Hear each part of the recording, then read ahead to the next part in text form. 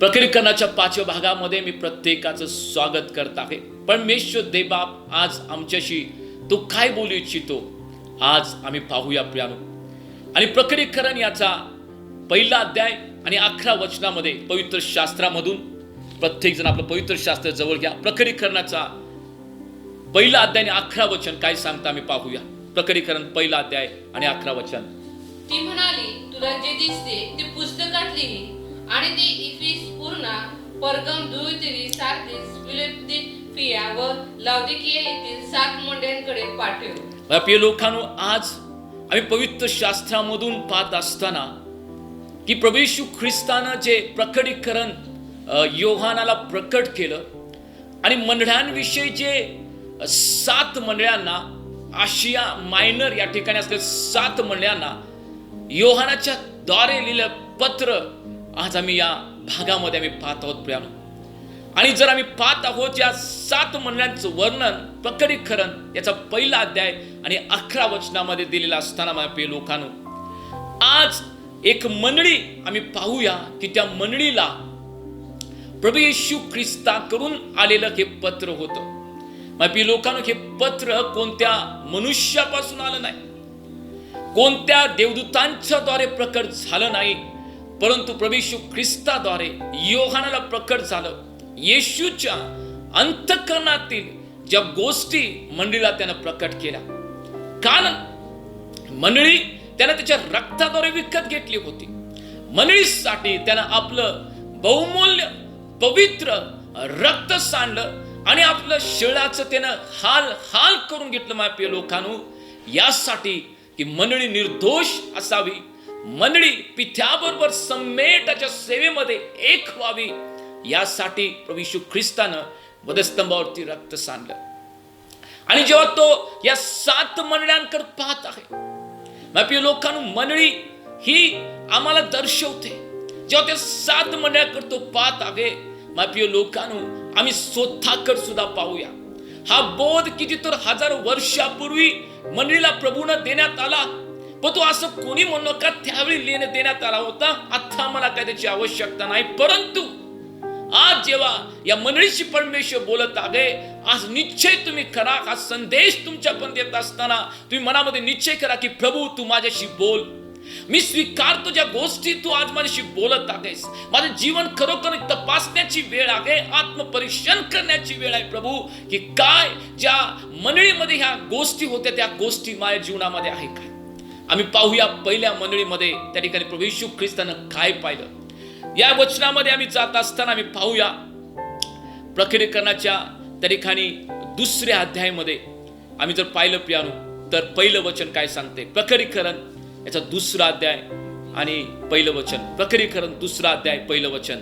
इफिस येथील मंडळीला दूताला लिही, जो आपल्या उजव्या हातात 7 तारे धारण करतो, जो सोन्याच्या 7 समयामधून चालतो, तो असे म्हणतो. माझ्या प्रियानो, पहिली मंडळी आहे इफिस येथील मंडळी. आता या मंडळीमध्ये कोणता दोष होता, कोणत्या गोष्टीविषयी प्रभूनं दोष लावला, कोणता चांगुलपणा त्या ठिकाणी होता, या बऱ्याचशा गोष्टी आम्ही पाहणार आहोत. पण त्याच्या अगोदर इफिस मंडळीविषयी आम्ही पाहूया प्रियानो. त्याची पार्श्वभूमी आम्हाला माहित असणं आवश्यक आहे. इफिस या मंडळीची स्थापना प्रेषित पौलानं त्या ठिकाणी केलेली आहे प्रियानो. जेव्हा प्रेषित पौल माझ्या लोकांनो सेवेसाठी जेव्हा तो बाहेर पडला आणि सेवा करत तो फिरत होता, इफिस या शहरामध्ये तो आला आणि इफिस इथं त्यानं मंडळीची स्थापना केली. इफिस हे शहर एक भ्रष्ट शहर, मूर्तीपूजाचं शहर, त्या ठिकाणी व्यभिचारानं भरलेलं शहर, फसवणूक करणारं शहर, जगिक सुख सोयीमध्ये त्या ठिकाणी गुंतलेलं शहर, व्यापाराचं शहर, असं शहर होतं. आणि अशा शहरामध्ये जाऊन माझ्या प्रिय लोकांनो प्रेषित पौलानं या इफिस या मंडळीची स्थापना केली. खरोखर किती हे चॅलेंजिंग असू शकतं. आज आम्हाला त्या ठिकाणी कम्फर्ट झोन मध्ये राहून सेवा करायला आवडतं. जिथं विरोध आहे जायला लोक कचवसतात, जिथं कठीण काम आहे तिथं लोक जायला कचवसतात. परंतु आम्ही पाहत आहे जिथं व्यभिचार होता, जिथं त्या ठिकाणी जगातल्या बऱ्याचशा वाईट गोष्टी होत्या, फसवणूक होती, लबाडीक होती, अशा ठिकाणी जाऊन प्रेषित पौल प्रभूचं नाव गाजवण्यासाठी त्या शहरात तिथं उतरला. माझ्या प्रिय लोकांनो, खरोखर ते जे इफिस हे शहर होतं, रोम साम्राज्यातील एक प्रतिष्ठित आणि एक महत्वपूर्ण असलेलं ते शहर त्या ठिकाणी होतं प्रियानो.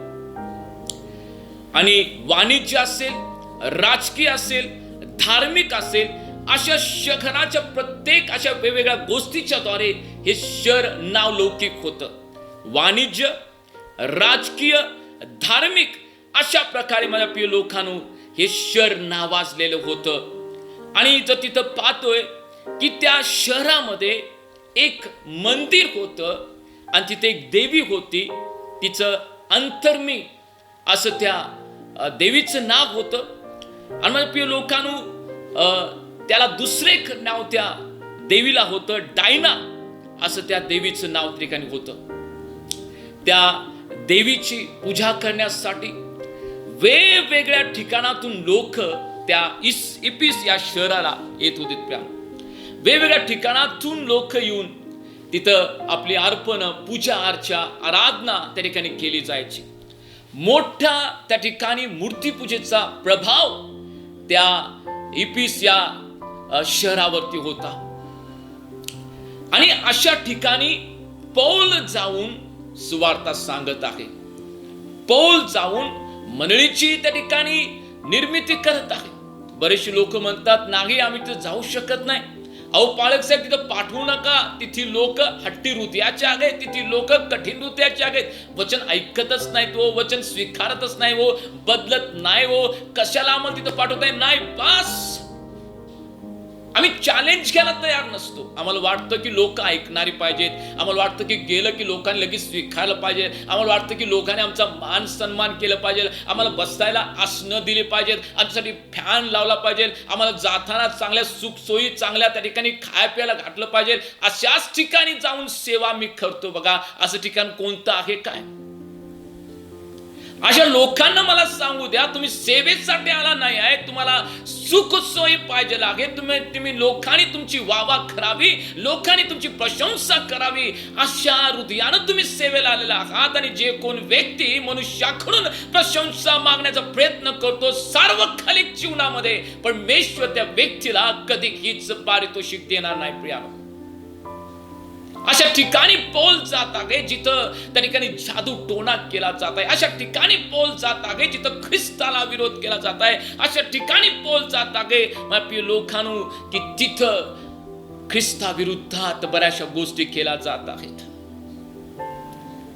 अशा इफिस या ठिकाणी पौल, प्रेषित पौल 2 वर्ष त्या ठिकाणी राहिला.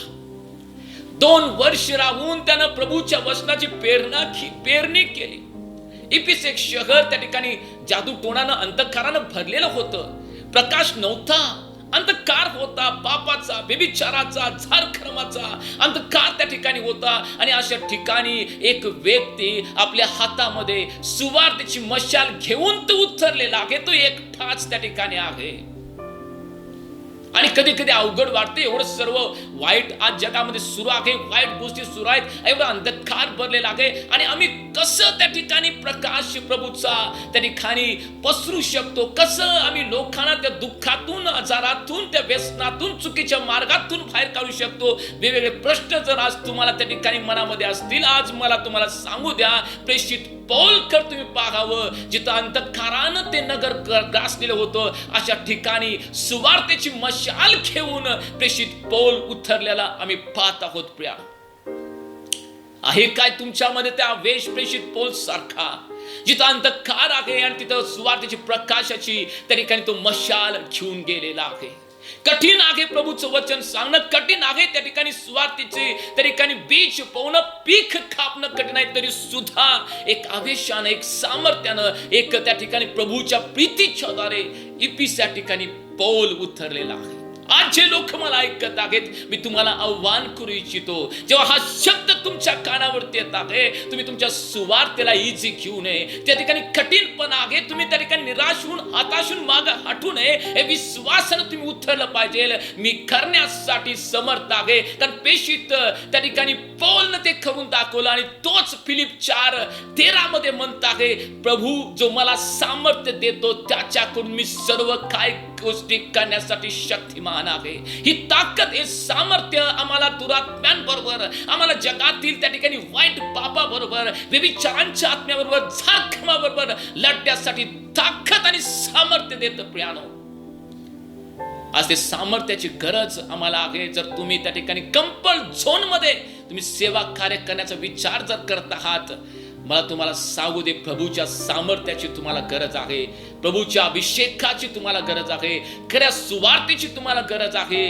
कारण सुवार्ता सर्व प्रकारचे बंधनं तोडण्याचं सामर्थ्य ठेवतं. मग कितीही ती घट्ट सामर्थ्य असतील, किती घट्ट ती बंधनं असतील, किती अवघड ती परिस्थिती असेल, कठीण भूमीमध्ये सुद्धा बीज उगवण्याचं ताकद शुभवर्तमानामध्ये आहे.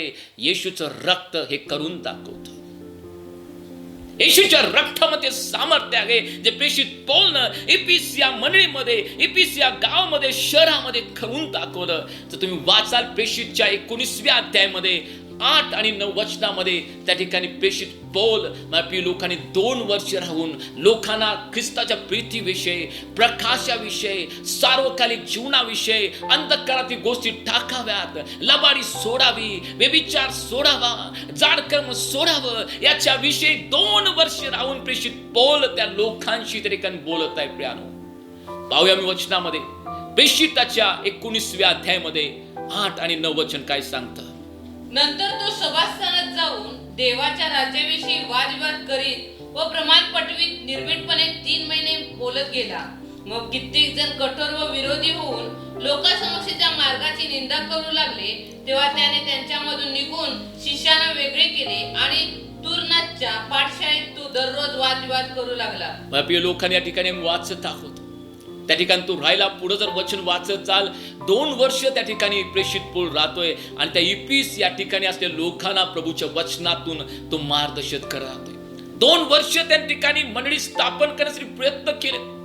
एका दिवसाचं काम नव्हे हो, लोकांचं जीवन बदलायचं एका दिवसाचं काम नव्हे. 365 दिवस फक्त नव्हे प्रियानो, 365 2 वर्ष त्या ठिकाणी ते आपलं खर्च केले. 1 दिवस 2 दिवस, काही लोक 1 महिने 2 महिने वाट पाहतात आणि जमत नाही, होत नाही. लोक विरोध करतात, बाळासाहेब ऐकत नाहीत, मी सेवा बंद करतो, मला जायचं नाही, माझ्याकडून होणार नाही, म्हणून लोक त्या ठिकाणी पळवाटा काढतात. पण प्रेषित पौलाला आम्ही पाहत आहोत, 2 वर्ष त्याने त्या ठिकाणी खिंड लढवली. 2 वर्ष तो उभा होता. किती विरोध आला, किती लोकांनी त्याच्या विरुद्धात बोलले, किती लोकांनी सुवार्थ मानली, काही लोकांनी त्याच्या विरुद्धात कदाचित मारण्यासाठी सुद्धा पुढे गेला असेल, पण तो उभा राहिला. तो उभा राहिला कारण माझ्या प्रिय लोकांनो, ख्रिस्ताची प्रीती त्याच्यामध्ये होती. ख्रिस्ताच्या सामर्थ्यानं तो भरलेला व्यक्ती होता. आणि पाहत आहोत 2 वर्ष त्या ठिकाणी प्रेषित पौलनं इफिस तिथली मंडळी उभारण्यासाठी त्यानं आपले 2 वर्ष त्यानं खर्च केलेत. शुभवर्तमान सांगणं, प्रार्थना करणं, शुभवर्तमान सांगणं, प्रार्थना करणं, शुभवर्तमान सांगणं, प्रभू समोर अश्रू ढाळणं, हे 2 वर्ष प्रेषित पौल इफिस तिथील मंडळीला उभारण्यासाठी तो प्रयत्न करत होता. प्रेषित पौलानंतर माझ्या प्रिय लोकांनो, इफिसीतील मंडळी, पौलाचा आत्मिक मुलगा तिमोथी याने ती मंडळी चालवली, त्याची देखरेख त्याने केली. आणि काही लोक सुद्धा असे म्हणतात, इतिहासकार असे म्हणतात की शेवटच्या काही वर्षांमध्ये येशू ख्रिस्तांची आई जी मरिया होती, इफिस इथे ती राहत होती. इफिस इथे ती राहत होती. इफिस इथे काही वर्ष आपले प्रभू येशू ख्रिस्तांची आई मरिया काही वर्ष, शेवटच्या काही दिवसांमध्ये त्या ठिकाणी इफिस मध्ये होती. प्रेषित पौलानं जेव्हा शुभवर्तमान त्या इफिस मध्ये सांगितलं, मी म्हंटल मगाशी ज्या रीतीनं की त्या इफिस मध्ये जादू टोण्याचा प्रभाव भरपूर होता. भरपूर जादूटोणा केला जात होता. प्रिय लोकांनो, जेव्हा जादूटोणाची ताकद तिथं मान होती, मोठी होती. मी म्हटलं की डायना ही त्या ठिकाणी जादूटोणासाठी प्रसिद्ध असलेली व्यक्ती त्या ठिकाणी ती देवी होती. व्यभिचारासाठी त्या ठिकाणी त्या प्रसिद्ध असले ते ठिकाण त्या ठिकाणी होतं. प्यानो व्यापाराचं ठिकाण होतं, ते एक बंदर होतं, बेट होतं, ते व्यापाराचं ठिकाण होतं. आणि त्या ठिकाणी माझ्या प्रिय लोकांनो की अशा गोष्टी सुरू असताना प्रेषित पौलानं त्या ठिकाणी शुभवर्तमान सांगितलं. आणि वचनामध्ये तुम्ही पाहाल काय घडलं. मग काय घडलं? बरेचसे लोक म्हणतात, अहो त्या ठिकाणी जादू टोण्याची ताकद जास्त आहे बघा, त्या ठिकाणी अशा गोष्टी होतात आणि आमच्या प्रार्थनेद्वारे काय होणार नाही. माझ्या प्रिय लोकांनो, प्रेषित पौलानं काय केलं? प्रेषिताच्या 19व्या अध्यायामध्ये 17 ते 19 वचन तुम्ही वाचाल. मी मगाशी म्हटल्याप्रमाणे शुभवर्तमानामध्ये ताकद आहे. प्रत्येक बंधन ती तोडू शकते. प्रत्येक बंधन किती घट्ट असतील, शुभवर्तमानाची जी ताकद आहे त्या ताकदीच्या पुढं, त्या सामर्थ्या पुढं या जगातली कुठली सामर्थ्य आणि ताकद उभा राहू शकत नाही. आम्ही वाचूया, जेव्हा पौलानं शुभवर्तमान इफिसीत सांगितलं, काय घटना घडल्यात.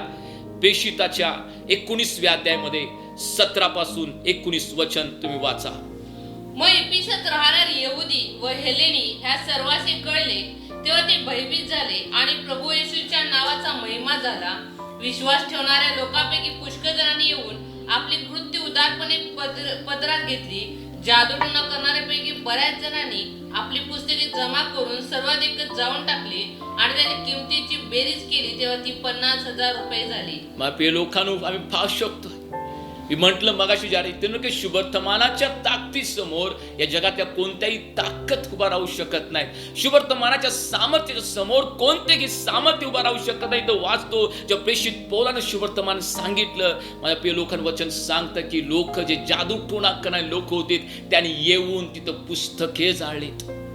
त्यांनी येऊन तिथं पुस्तके जाळली. तिने येऊन त्या ठिकाणी समर्पण केलं, पश्चाताप केलं आणि म्हटलं की पौला, एवढे दिवस आम्ही अंधकारामध्ये होतो पौला, एवढे दिवस आम्हाला सत्य माहित नव्हतं पौला, पण तू ज्या येशूची ती घोषणा करतो त्याची आवश्यकता आम्हाला आहे पौला, आणि आम्ही काय करावं मला सांग माझ्या प्रिय लोकांनो. आणि ज्या रीतीनं पौलानं त्यांना सांगितलं, आपलं जीवन त्या लोकांनी समर्पण केलं. ही ताकद शुभवर्तमानामध्ये आहे. कोणतेही बंधन ती तोडू शकते, कोणतेही बंधन.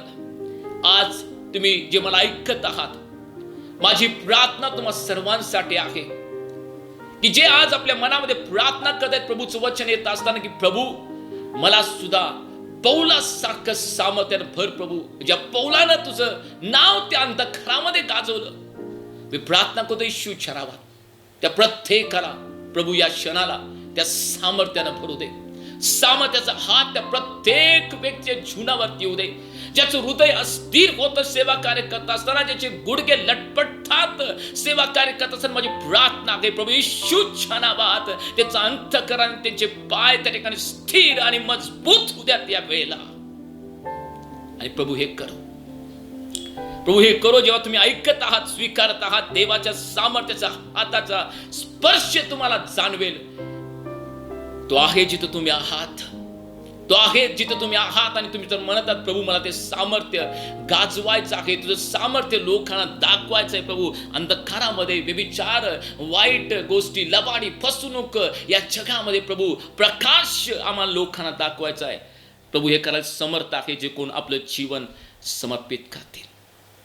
शुभवर्तमान सांगितलं इफिसीत पौलानं, तेवढंच झालं नाही. इफिस मधील बऱ्याचशा लोकांनी पौलाला विरोध केला, बरेचशा लोकांनी पौलाला विरोध केला. आणि जर आम्ही वचनामध्ये जर वाचलं, प्रेषितच्या 19व्या अध्यायामध्ये 22, 23 आणि 28 लोकांनी गडबड केली. लोक गोंधळ करायला लागलेत आणि म्हणलेत की जे अंतर्मी आहे ती थोर आहे, तिचं जे जे कार्य करू लागलेत. आणि पूर्ण शहर त्या ठिकाणी पौलाच्या विरुद्धात, एफिस पूर्ण शहर पौलाच्या विरुद्धात आणि मंडळीच्या विरुद्धात उभा राहिलेलं आम्ही पाहू शकतो.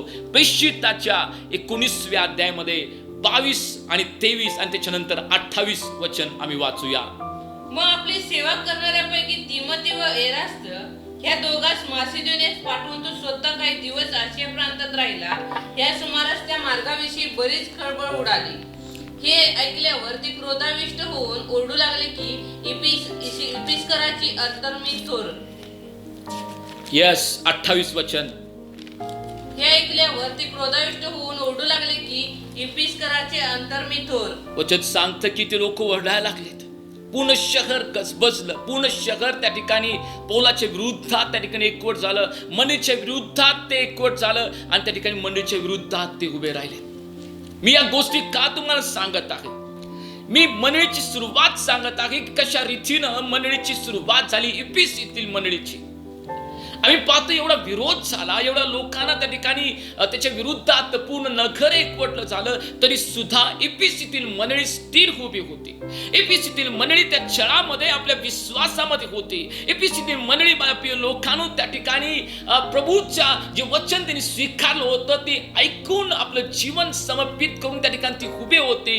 आणि पौल जेव्हा त्या इफिस मधून निघून जातोय, पौल त्या लोकांना पत्रामध्ये तो लिहितोय, तो सांगतोय की तुम्ही जे ऐकत आहात, जो विरोध तुमच्या करतो येत आहे, तो विरोध साधारण नाही. तुमची लढाई त्या ठिकाणी देह मांसाबरोबर नसून तुमची लढाई आकाशातील दुरात्म्यांबरोबर आहे. इफिसीतील मंडळीला प्रेषित पौल तिथून गेल्यानंतर पत्रामध्ये लिहित आहे. जर इफिसचा 6वा अध्याय आणि 11 वचन तुम्ही जर वाचाल, प्रेषित पौल त्या आत्मिक युद्धाविषयी शिकवत आहे. ही लढाई देह मांसाची नव्हे. लोकांचा जळ येत आहे, लोक बोलत आहेत, तुम्हाला विरोध करत आहेत. ती मग त्याला पौल सांगत आहे, ती मग त्या माझ्या मुला ही जी लढाई आहे दैहिक नाही, आत्मिक आहे. आणि इफिसचा 6वा अध्याय 11 वचनामध्ये तुम्ही ते वचन वाचू शकता. इफिसचा 6वा अध्याय आणि 11 वचन. सैतानाचे डाव पेचात पुढे तुम्हाला टिकाव धरता यावा म्हणून देवाची शस्त्र सामग्री धारण करा. माझ्या प्रिय लोकांनो, पौल स्पष्टपणे सांगत आहे की हे आत्मिक युद्ध आहे, म्हणून शस्त्र सामग्री धारण करा. तुम्ही सेवा कार्य करत असताना तुम्हाला विरोध होत आहे काय? तुम्ही सेवा कार्य करत असताना छळाला तुम्हाला सामोरे जायला लागत आहे काय? तुम्ही सेवा कार्य करत असताना आत्मिक फळ तुम्ही पाहत नाही काय? तुम्ही सेवा कार्य करत असताना आत्म्याची भर पडलेली तुम्हाला दिसत नाही काय? मला तुम्हाला सांगू द्या, ही लढाई देहाची नसून ही लढाई आत्म्याची आहे. आत्मिक युद्ध आहे. या आत्मिक युद्धामध्ये आत्मिक शस्त्र सामुग्री धारण करणं किती महत्वाचं आहे. आणि जे व्यक्ती आत्मिक शस्त्र सामुग्री धारण करेल या आत्मिक युद्धामध्ये, तो नक्कीच विजय होईल. नक्कीच विजय होईल. नक्कीच विजय होईल. आम्ही इफिस इथल्या मंडळीला पाहिलं, ती कष्टामध्ये होती, तिनं धीर त्या ठिकाणी धरला, विरोध सहन केला, सर्व गोष्टी तिनं केल्या, सर्व गोष्टी तिनं त्या ठिकाणी सहन केल्या. विश्वासामध्ये ती उभा राहिली. प्रत्येक चांगल्या गोष्टी तिनं केल्या. एवढा विरोध होता तरी सुद्धा ती उभा राहिली.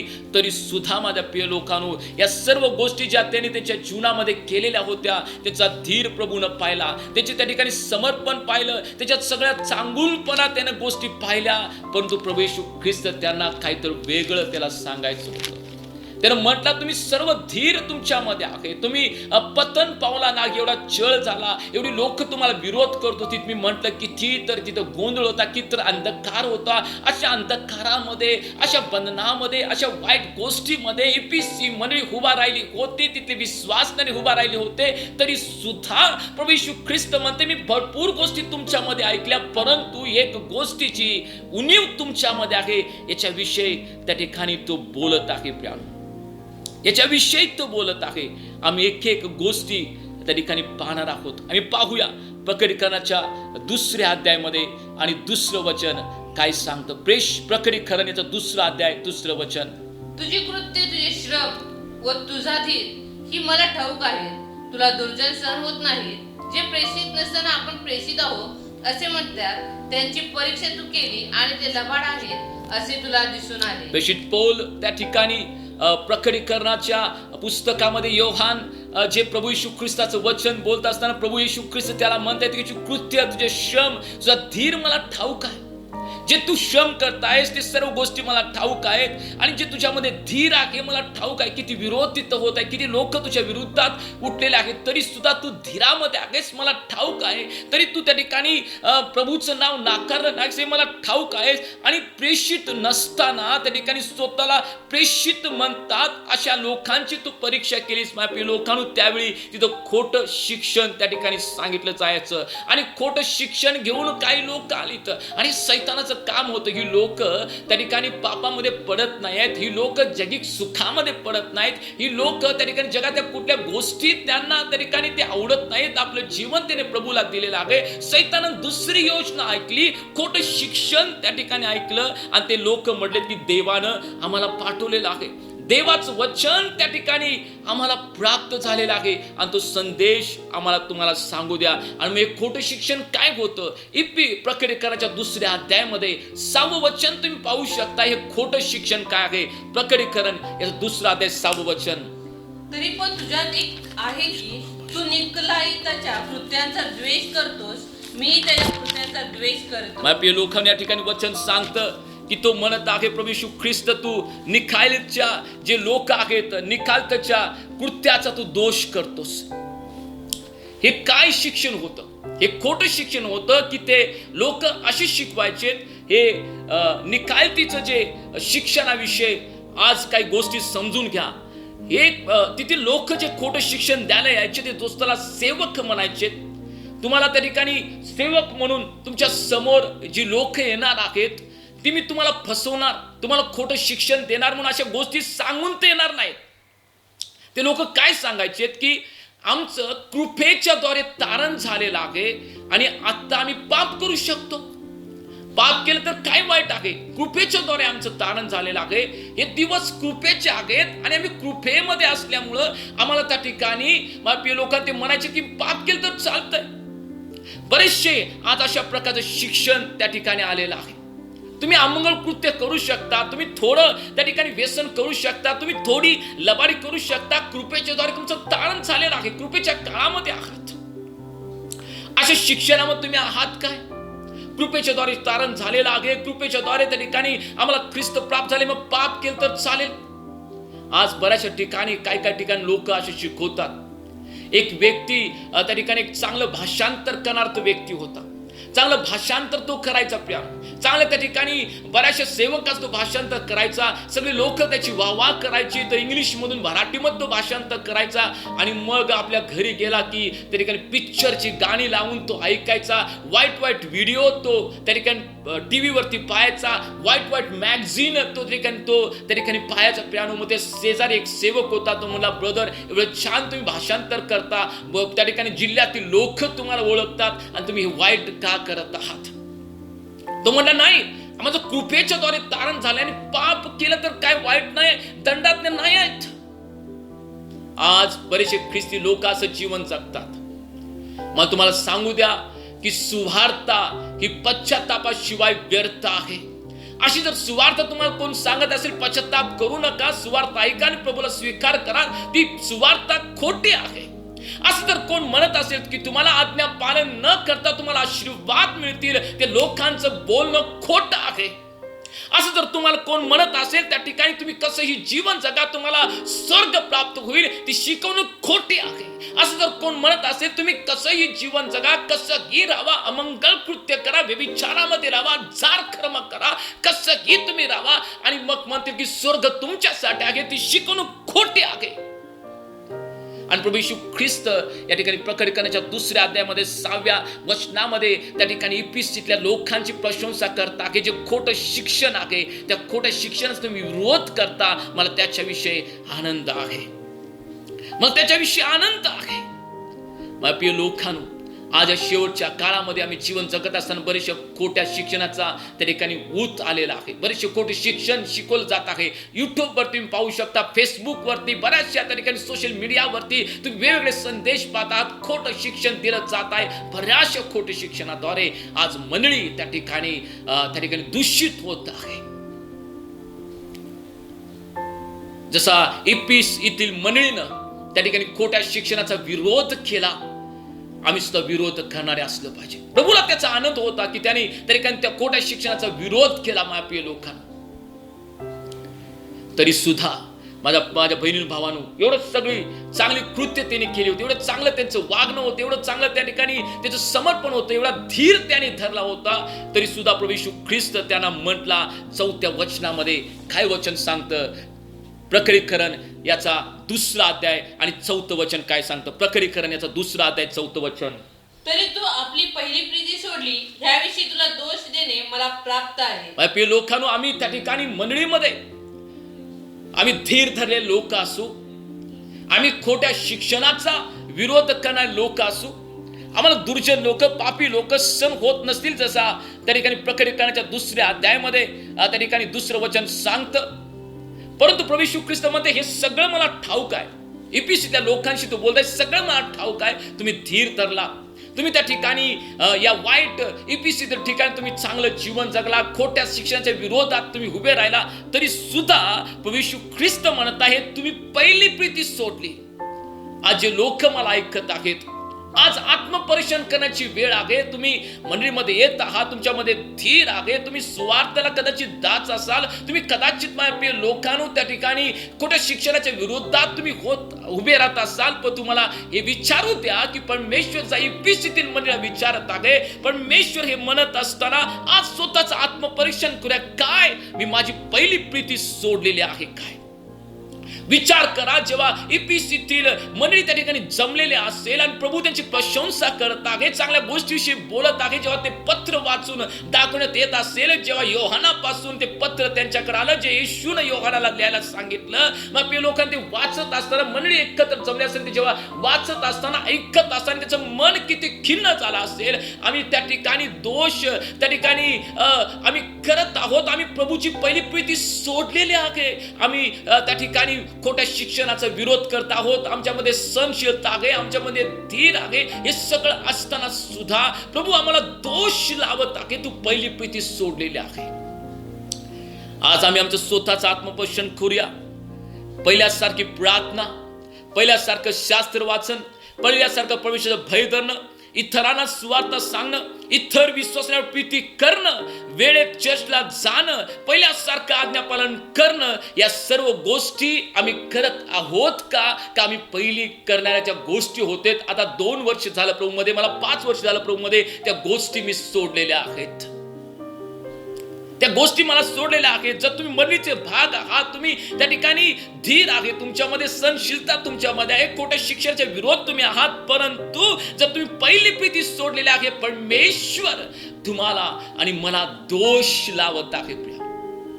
तो दोष लावत आहे काय, माझी पहिल्यासारखी प्रार्थना होते काय, पहिला जो प्रेम माझ्या जीवनामध्ये होतं ख्रिस्ताविषयी, इतरांविषयी, ते पहिलं प्रेम माझ्याकडे आहे का. शास्त्राचं वाचन असेल, देवाची सेवा कार्य करणं असेल, आज्ञा पालन करणं असेल, इतरांवरती जे विश्वासणारे आहेत, अविश्वासणारे आहेत, यांच्यावरती प्रीती करणं हे माझ्याकडनं होत आहे काय. जर होत आहे तर प्रभूला धन्यवाद, तुम्ही पहिल्या प्रीतीमध्ये आहात. आणि जर तुम्ही लोकांकडे पाहून तुम्ही निराश होऊन तुम्ही त्या ठिकाणी आशीर्वादामध्ये गुंतून माझ्या प्रिय लोकांनो तुम्ही जर आज सर्व गोष्टी करत आहात, पण तू जर पहिली प्रीती तुमच्यामध्ये नाही, येशू ख्रिस्त ज्या रीतीने इफिसीतील मंडळीला दोष लावत आहे, आज तो तुम्हाला आणि मला सुद्धा दोष लावत आहे, जर मी पहिल्या प्रीतीमध्ये नाही आहे. हाय का माझी पहिली प्रीती. आम्ही जेव्हा प्रभूमध्ये येतो, आम्ही किती प्रार्थना करतो, किती आराधना करतो, आम्ही चर्चमध्ये आमचे हात उंच करतो, किती नृत्य करतो, आम्ही आनंदित असतो, आम्ही विश्वासाच्या लोकांवरती प्रेम करतो, आम्ही आदर करतो, वेळेत चर्चला येतो, उपास प्रार्थना असतील, सुवार्थ प्रसार असतील, सर्व गोष्टी करत जातो. पण जसं दिवस जातात आमची प्रीती थंडावत जाते, आम्ही प्रीतीमध्ये त्या ठिकाणी खाली होत जातो. पण परमेश्वरमध्ये तुझ्यामध्ये धीर आहे, सहनशीलता आहे, खोट्या शिक्षणाचा तू विरोध करतोस, तरी सुद्धा मला तुला दोष द्यायचा आहे, तुझ्यामध्ये पहिली प्रीती नाही आहे, तुझ्यामध्ये पहिली प्रीती नाही आहे. माझ्या प्रिय लोकांनो, काय आमच्या जीवनामध्ये पहिली प्रीतीला आम्ही त्या ठिकाणी मुकलेले आहोत काय. प्रभू येशू ख्रिस्त आज आम्हाला तो दोष लावत आहे, पहिली प्रीती तू त्या ठिकाणी गमावलेली आहेस, पहिली प्रीती तू गमावलेली आहेस. पहिल्या प्रीतीपासून पतन होण्याची काही कारण आज मला तुम्हाला सांगू द्या. पहिलं कारण आहे, जग आणि जगातल्या गोष्टीवर प्रीती करण्याच्या द्वारे ख्रिस्तावरची पहिली प्रीती आम्ही गमवू शकतो. पहिले योहान याचा 2रा अध्याय आणि 15 वचन जर तुम्ही वाचाल, त्या वचनामध्ये काय लिहिले, पहिले योहान याचा 2रा अध्याय आणि 15 वचन. जगावर व जगातल्या गोष्टीवर प्रीती करू नका. जर कोणी जगावर प्रीती करीत असेल तर त्याच्या ठाई पित्याची प्रीती नाही. का पहिल्या प्रीतीपासून आम्ही आज मागे फिरलेलो आहोत? कारण जग आणि जगातल्या गोष्टीवरती आम्ही प्रीती करत आहोत. पहिल्या प्रीतीमध्ये पतन व्हायचं पहिली गोष्ट, जगातल्या गोष्टी आता मला प्रिय झालेल्या आहेत, जगातल्या गोष्टी आम्हाला आता आवडत आहेत, जगातल्या गोष्टीमध्ये आम्हाला त्या ठिकाणी अधिक सुख वाटतं. देवाच्या मंदिरापेक्षा, सेवा कार्यापेक्षा, प्रार्थनेपेक्षा, उपास प्रार्थनेपेक्षा जगातल्या इतर गोष्टी आम्हाला अधिक प्रिय वाटत आहेत. तर मला तुम्हाला सांगू द्या की तुम्ही पहिल्या प्रीतीपासून पतन पावलेला आहात. आणि जो इफिसीतील मंडळीतील जो त्या ठिकाणी जिवंत कोकरा, जो न्याय करणार आहे, तो दोष लावत आहे, तो दोष अशा लोकांना लावत आहे जे मला ऐकत आहात की जे जग आणि जगातल्या गोष्टीवरती अधिक प्रीती करत आहेत. प्रभूने आम्हाला आशीर्वाद दिलेत आणि त्या आशीर्वाद दिल्यामुळे, त्या आशीर्वादामुळे एवढे गुंतलेले आम्ही आहोत की आम्हाला प्रभूची त्या ठिकाणी प्रीतीची आठवण नाही आहे.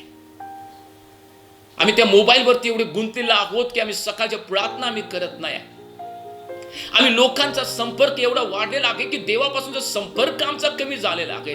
आमच्या इन्स्टावरती आमच्या त्या ठिकाणी फॉलोअर्स असतील, आमच्या इन्स्टावरती जेवढे त्या ठिकाणी आम्हाला मित्र आहेत, आमच्या मैत्रिणी आहेत, एवढा संपर्क वाढलेला आहे. जिवंत देवाचा असलेला संपर्क आमचा कमी झालेला आहे. काय तुमच्या इन्स्टावरती किती तुमचे फॉलोअर्स आहेत, व्हॉट्सअपवरती किती लोक तुम्हाला गुड मॉर्निंग गुड नाईट म्हणतात आणि त्याच्यामुळं तुम्ही त्या ठिकाणी स्वर्गामध्ये जाल, हा विचार दूर करा. मला तुम्हाला विचारू द्या, या जगात तुम्हाला हजारो लोक असतील, हजार मित्र असतील, लाखो तुमचे फॉलोअर्स असतील, पण तो काय जो एक महान परमेश्वर आहे त्याच्यावर तुमचे नातेसंबंध घट्ट आहेत काय? त्याच्यावरती तुमची प्रीती आहे काय? जी प्रीती त्या ठिकाणी पहिली प्रीती होती. आम्ही प्रभूमध्ये आल्यानंतर किती सगळ्या गोष्टी त्याग करतो, आमचं काम बाजूला ठेवत होतो, आमच्या सर्व गोष्टी बाजूला ठेवून आम्ही पहिली प्रार्थना करणार, प्रभूच्या मंदिरात वेळेत येणार, शुभवर्तमान सांगणार, आमच्या साक्षी सांगणार. पण आज आम्ही थंड पडलेला आहोत आणि इफिसीतील मंडळीला जेव्हा येशू ख्रिस्त दोष लावत आहे, अशा लोकांना तो दोष लावत आहे ज्याने पहिली प्रीती आपली गमावलेली आहे. जग आणि जगातल्या गोष्टीवरती प्रीती जे करणारे लोक आहेत ते कधीही माझ्या प्रिय लोकांनो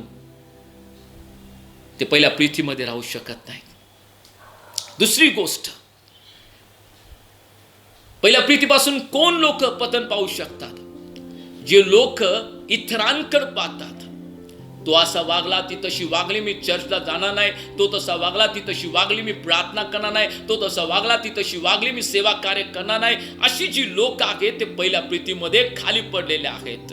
काही लोक जे व्यक्तीला आदर्श मानतात, अहो मी यांना किती आदर्श मानतो, त्यांना किती फॉलो करतो, पण यांच्यामध्ये हा कमीपणा आहे आणि त्यांच्यामुळे ती लोक नाही बघा, त्यांनी मला ज्यांनी सुवर्तमान सांगितलं, ज्यांनी प्रभूमध्ये आणलं, त्यांनी माझ्याशी वाईट वागलेत म्हणून मी चर्चला येणार नाही. मला तुम्हाला सांगू द्या, या जगामध्ये जर तुमचा आदर्श कोण असावा तर प्रभू येशू ख्रिस्त, जो सर्वांपेक्षा तो परिपूर्ण आहे. त्याच्या आदर्श शिवाय जर मनुष्यावरती तुम्ही आदर्श ठेवत आहात तर नक्कीच तुम्ही फसचिला. कारण एकच परिपूर्ण आहे, तो फक्त प्रभू येशू ख्रिस्त आहे. तो फक्त प्रभू येशू ख्रिस्त आहे. प्रियानो, काय आम्ही त्या ठिकाणी इतरांना आदर्श मानत आहोत. बरेचसे लोक जे इतरांना आदर्श मानत आहेत, आपल्या लोकांना ते पहिल्या प्रीतीपासून माघारी पडू शकतात. इतर गोष्टीवरती अधिक प्रीती करणारे या ठिकाणी लोक प्रीतीपासून माघारी जाऊ शकतात. कारण त्यांना वाटतं की लोकच सर्व काय आहेत. याने सुवर्तमान सांगितले, यांनी देवामध्ये आणलं, जरा ते चुकीचे वागले, बास मला प्रार्थना, बास मला चर्च, नको शास्त्र वाचन वाचायला. हे लोकांनी, ज्या लोकांनी इतर लोकांना त्या ठिकाणी पाहत आहेत ते पहिल्या प्रीतीपासून पतन पावतील.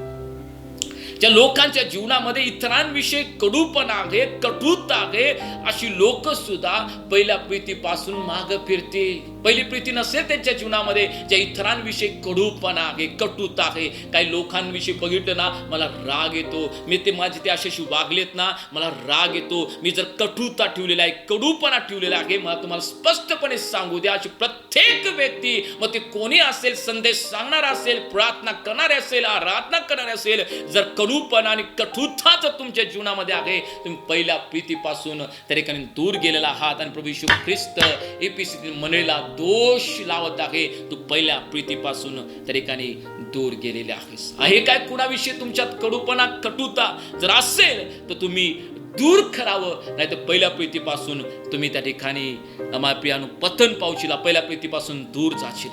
प्रभू येशू ख्रिस्त त्यांना काय सांगत आहे? होय, हे सर्व गोष्टी आहेत तुझ्यामध्ये, पण पुन्हा एकदा मला तुला संधी देऊ द्या. प्रकटीकरण 2 अध्याय आणि 5 वचन तुम्ही वाचाल, त्या 5 वचनामध्ये खालील प्रकटीकरणाचा 2 अध्याय आणि 5 वचन. म्हणून तू कोठून पतन पावला आहेस त्याची आठवण कर व पश्चाताप करून आपली पहिली कृत्य कर. तू पश्चाताप केला नाहीस तर मी तुझ्याकडे येईन आणि तुझी समयी तिच्या ठिकाणावरून काढून टाकेन. प्रभू परमेश्वर आमच्याशी बोलत आहे, जे मला लोक ऐकत आहात. प्रभू म्हणत आहे, तू कोठून पतन पावलास याची आठवण कर. इफिसीतील मंडळीशी बोलत असताना तो आमच्याशी सुद्धा बोलत आहे. जेव्हा माझा आवाज तुमच्या कानावरती जात आहे, तुम्ही कोठून पतन पावला. आज ह्या त्या ठिकाणी देवाचं वचन तुमच्याकडे येत असताना आत्मपरीक्षण करा. मी कुठून पतन पावलेला आहे, मी कुठं पतन पावलेला आहे. माझं पहिलं कृत्य, माझी पहिली प्रार्थना, ख्रिस्ताविषयी प्रेम, उपास, सुवार्ता, मंडळीमधील सहभागिता, कोणत्या गोष्टीमध्ये मी पतन पावलेला आहे. प्रभू म्हणते, तू कुठून पतन पावलास, पश्चाताप कर आणि आज निर्णय तू घे की प्रभू मी पहिले जे कृत्य करत होते पुन्हा मी कृत्य करेन. तुझ्यावरती प्रीती असेल देवा, माझी प्रार्थना असेल देवा, माझी उपास प्रार्थना असेल देवा, सुवार्ता सांगणे असेल देवा, मंडळीचा सहभागिता असेल देवा, इतरांची प्रीती करणं असेल देवा, माझा चांगुलपणा असेल. मी निर्णय घेत आहे देवा, पुन्हा एकदाची आठवण करताय. मी पश्चातापावर तुझ्याकडे येत आहे देवा. आणि जसं इफिसीच्या मंडळीला परमेश्वर तू आठवण करून देत आहेस, मी माझ्या पापाविषयी पश्चाताप करतो, मी पतन पावलेला आहे हे आठवतो देवा आणि पश्चाताप मी तुझ्या समोर करतो. किती लोक आहेत ही प्रार्थना आज प्रभू समोर करतील. मी प्रभू इथं पतन पावलेला आहे, मी इथं पतन पावलेलं. बरेचसे लोक त्या ठिकाणी आपला चांगुलपणा सोडतात. काही लोक वाईट वागलीत म्हणून त्याचं चांगुलपणा सोडतात. ते चांगले आहेत म्हणून प्रभून त्यांना आशीर्वाद केलं. लोक कशीही वागत असताना त्या चांगले वागायचे, चांगलं राहायचे, लोकांचा आदर करायचे, पाहुणचार करायचे, विचारपूस करायचे. मग त्यांनी विचार केला, मी एवढा विचारपूस करतोय, एवढा आदर करतोय, पाहुणचार करतोय, हे लोक काहीच माझ्याविषयी चांगलं करत नाहीत. मग चला मी पण तसं वागायला सुरुवात करतो. माझ्या भावा, माझ्या बहिणी, मला तुला सांगू दे की तुझा चांगुलपणा पाहून प्रभूनं तुला आशीर्वादित केलेला आहे.